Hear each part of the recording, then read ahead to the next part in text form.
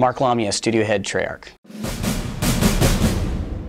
I think you follow up Call of Duty Black Ops by, well, we followed up by wanting to surprise and innovate in pretty much every area of the game. Whether that's the campaign, the multiplayer, or the zombies.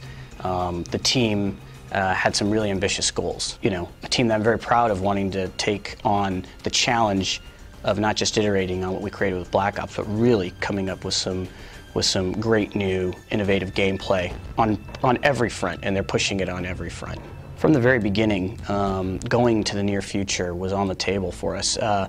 We really wanted to do something fresh and exciting and new, and create just this epic fiction. You know, Black Ops doesn't talk about a time frame.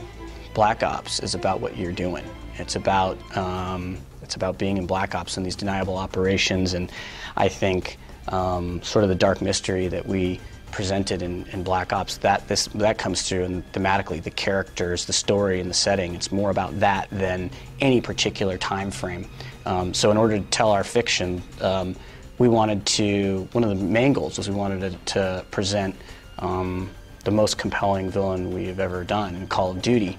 And to do that, we wanted to be able to tell a story that required us to have part of it take place in that first Cold War era in the 80s, not, you know, about 20 years after the end of Call of Duty Black Ops 1, where that villain, we learn about that villain's motivations. And it isn't until we get to this later point in time, about a decade out or so from now, it's actually 13 years in 2025, when technology is advanced. It's advanced at such a rapid pace and has been incorporated into our technologies and our military infrastructure to the point where our villain is able to turn our greatest strength into our greatest weakness.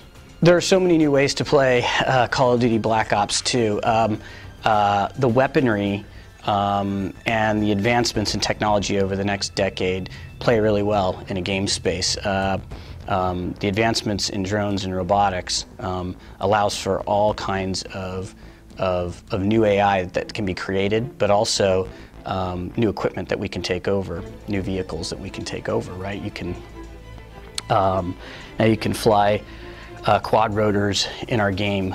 You can, you know, drive drones. You can control drones on the battlefield, as soldiers will do a decade out. You'll have that ability to do that, which is a totally new gameplay dimension that'll be added. So we're really excited about that. Also, advancements in technology will allow us to add new technology to the weapons that are going to be coming out. So whether it's totally innovative optics that people haven't ever experienced or played, or weapons that are on the drawing boards today but not yet having been manufactured, or just technologies that are on the drawing boards today, to be able to see, to be able to realize that and authentically portray that in the future and allow players to experience that, will be totally a new experience for Call of Duty players, and something that, you know, is at the heart of what we wanted to do. Black Ops was, you know, we're very grateful for all the fan support we've had with Black Ops, and what we really wanted to do in Black Ops 2 is give them a lot of great new experiences. In games that we've created in the past, I think it's fair to say that our villains have been fairly two-dimensional in nature. You're the good guy, they're the bad guy. You're going out to stop the bad guy. We absolutely wanted to take on a completely different challenge with the narrative and fiction for this game. And with this game, what we wanted to do